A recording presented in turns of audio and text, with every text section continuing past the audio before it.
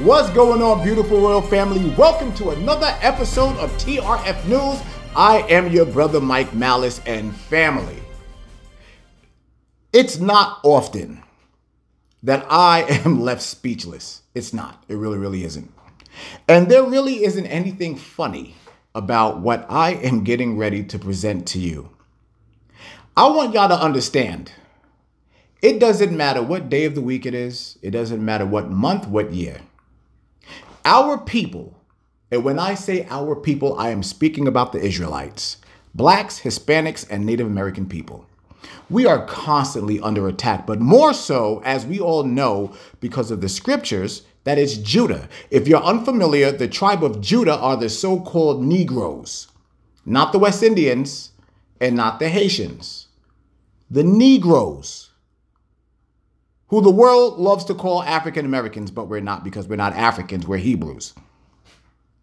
But we are constantly under attack. Now, this type of attack right here, there's just really no words. And it really isn't. I'm going to read this article to you, and I want you to make your own determination about what you read. I'm not even going to prep you for it. I just want this to hit you like it hit me when I first came across this story. Let's go. John Sheeran charged with trying to drown black boy as another teen called him George Floyd. A 14-year-old boy has been charged. A 14-year-old boy has been charged for allegedly trying to drown a black teen in a Cape Cod pond while calling him racial slurs. And while another white boy laughed and called him, quote, George Floyd, unquote, because he couldn't breathe. John Sheeran, 14, appeared in a Boston area court Monday after being indicted by a grand jury on charges of attempted murder and assault with a deadly weapon over the alleged July 19th attack, NBC Boston reported. The 15-year-old alleged victim said Sheeran and another boy, who has not been identified or charged, threw rocks at him as soon as he arrived to meet them that day at Gooseneck Pond in Chatham. When he was forced to get into the water, he wore a life jacket because he could not swim, according to a police report also obtained by the Boston Globe. Sheeran then swam out to him and yanked him under the water 4 or 5 times while calling him the N-word, according to the affidavit. The alleged victim yelled for Sheeran to stop because he could not breathe, the report said. You can't make this up, family. The other boy then started laughing and called me George Floyd, obviously making fun of me and showing no remorse, the accuser wrote in the police report. A witness who is also a minor told police he heard the boy ask Sheeran, quote, to please not splash or push him because of his inability to swim, unquote, and that he saw Sheeran and the other child pushing his head underwater while he was screaming, quote, screaming for help, unquote. When I finally get to them, they were smirking, the child wrote. Sheeran has been charged as a youthful offender, meaning his court proceedings are open to the public, and he can be sentenced as an adult if convicted, the report said. He left his bail hearing with his father and a new GPS monitoring device. He did not make any comments during the hearing. Sheeran's attorney, Kevin Reddington, griped that the charges were, quote, over the top, unquote. Quote, they were in the water horseplaying and it got out of control, clearly, he told the Globe. That same day, Sheeran punched an Asian boy in the face after that boy called him fat. Cape and Island District Attorney Eileen Moriarty told the judge, according to CBS. Sheeran's hearing was attended by dozens of community members, including members of the NAACP of Cape Cod. So now, just as much as you know, just like I do, the NAACP is a joke. Nobody cares that they're there. No one does. The NAA has probably done more damage to our people than any Edomite walking this earth. They're fake, phony, and just look at the people that lead that organization. First and foremost, from Al Sharpton to Jesse Jackson, all of those men are betrayers of Israel. They took the oath, and they continuously take things and sweep it under the rug for our people. What?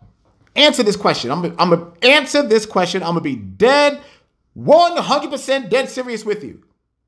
Name me one thing, one circumstance, one situation, one event that the NAACP has actually rectified.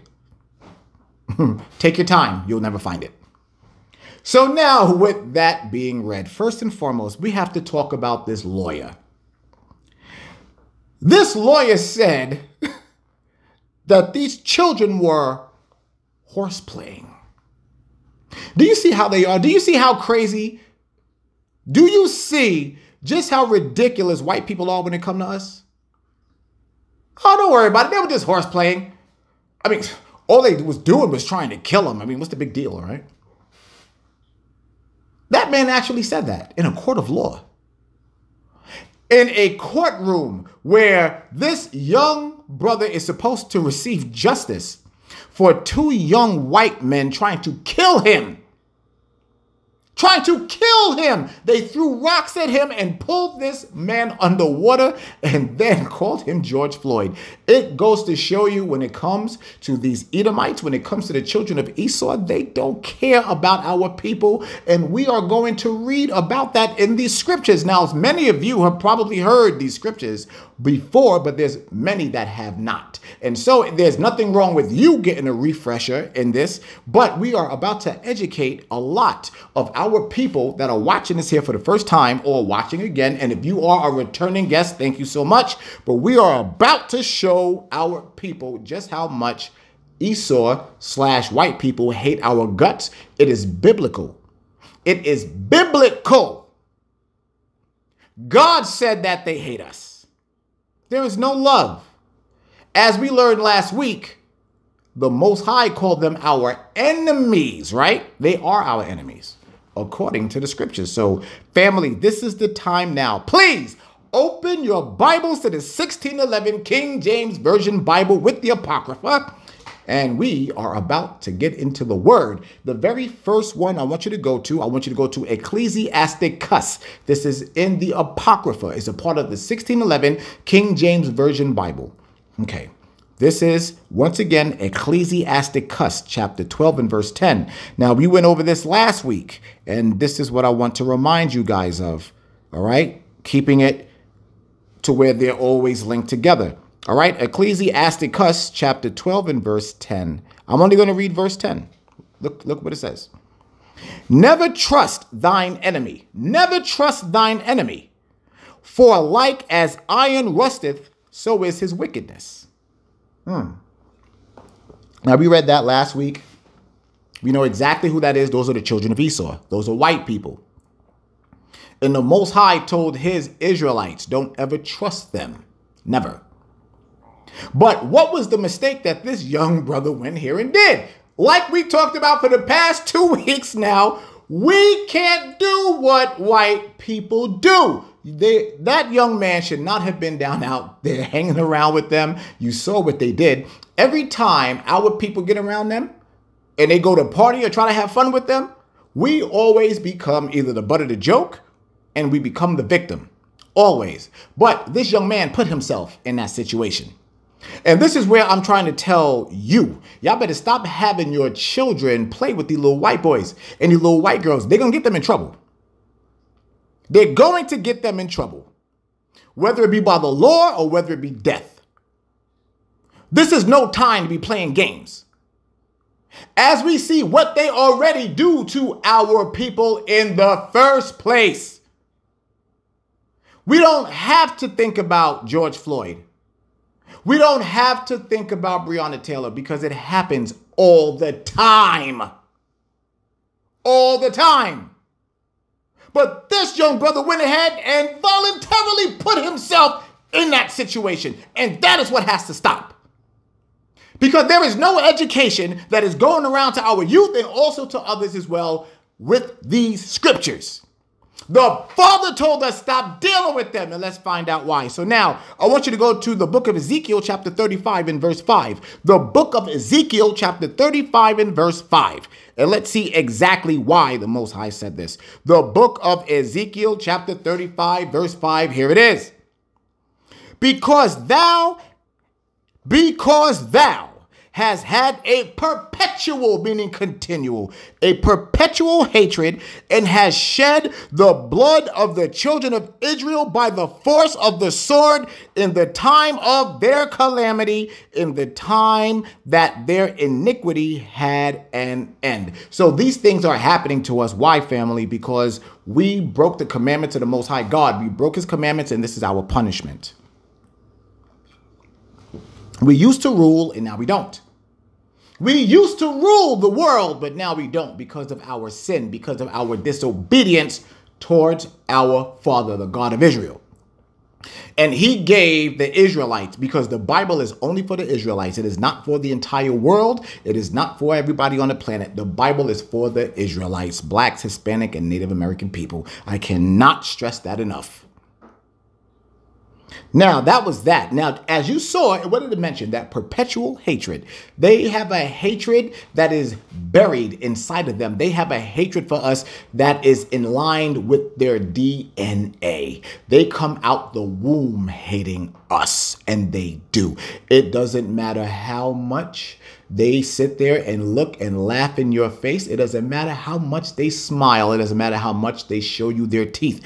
The Father said, as we learned last week when we continued to read Ecclesiasticus chapter 12 and verse 10 and 11 and 12 and 13 and 14, it tells you. They'll put a smile on their face. They'll sit there, they'll laugh and joke with you. But inside, they're burning with a fury because they hate you. And it shows. They threw rocks at this young brother and then pulled him underwater. And then when it got to a court of law, the lawyer said, it was no big deal. Come on now, come on now. They're horse playing. They're horse playing. Racial slurs and everything. Oh, that's just horse playing. That's how they think. They don't see that. White people don't see that there's anything wrong with that. They don't. I hope y'all understand what I just said. They don't think there's anything wrong with what they do. They hold themselves blameless, as the scriptures say. They hold themselves blameless for the things that they do to us. And why? Because it's instilled inside of them a burning hatred. And yet our people just go and love to hang around them. Okay, keep it up. So now, that was that. Now we have to go to the book of Deuteronomy chapter 28, family. The book of Deuteronomy chapter 28. Now, those of you who are unfamiliar with this chapter here, this is the chapter that lets us know exactly who we are. We are identified by the curses. All of the curses from Deuteronomy chapter 28, 15 through 68, all of those curses are only pertaining to our people. Only. Nobody else. No one else on this planet can identify with those curses except us. That's the way God made it. So now I want you to go down to verse 49. And we're going to take a look at some of these here, and let's see what these characteristics are. Watch this. The Lord shall bring a nation against thee from far, from the end of the earth, as swift as the eagle flieth. Now remember, the eagle, that is the symbol of Esau. That's the symbol of white people. It doesn't matter where white people are on this planet. You look at their flag and the eagle is on their flag. The Most High went ahead and identified them as that. A nation whose tongue thou shalt not understand. What is that talking about? Because when we left as slaves from Jerusalem and when we were running into Africa, where the Africans were selling us, we spoke Hebrew. And of course, these Europeans, they spoke whatever the hell they speak. We didn't understand them. We didn't get their language. That's what the Bible is saying. Verse 50. A nation of fierce countenance, which shall not regard the person of the old, nor shew favor to the young. And he shall eat the fruit of thy cattle, and the fruit of thy land until thou be destroyed, which also shall not leave thee either corn, wine, or oil, or the increase of thy kind, or flocks of thy sheep until he have destroyed thee. He made this clear. The Most High made this clear that we are going to be taken into slavery. We are going to be working for them. They are going to eat our resources. They're going to take everything from us. And then when we leave to go home, we will go home with nothing. Crumbs, little breadcrumbs of the work that we have done. And we still to this day receive nothing but breadcrumbs. Nothing but breadcrumbs. Nothing. And no one can tell you any different. Nothing but breadcrumbs. From all of the blood and sweat that was shed from our people, we built this country. I know some people be like, yo, now America is not my country. Let me explain something to you. America is our country. Ours, not theirs, ours. We built this. This country belongs to us. And I need y'all to understand that this country right here, I don't care about America. I don't care about their nationalism. I don't care about any of it. This country here belongs to our people. We built this. We did. Our blood is soaked in this land. Our tears, our sweat is in this land. And nobody can take that away. And our blood is crying out to the Most High. Woo, wait until the time comes. So now, family, let's go to the book of Lamentations. The book of Lamentations, chapter 4 and verse 18. I'm going to read this here to you. Watch this. Listen to the characteristics of our enemy and tell me if this is real. They hunt our steps, that we cannot go into our streets. Our end is near. Our days are fulfilled, for our end is come. What is that talking about, family? The police? And just other radical redneck white boys in their pickups going around looking for us to kill us. That's how serious this is, if you haven't picked up on it. So now it went not only to the adults, but in this particular situation, to our youth.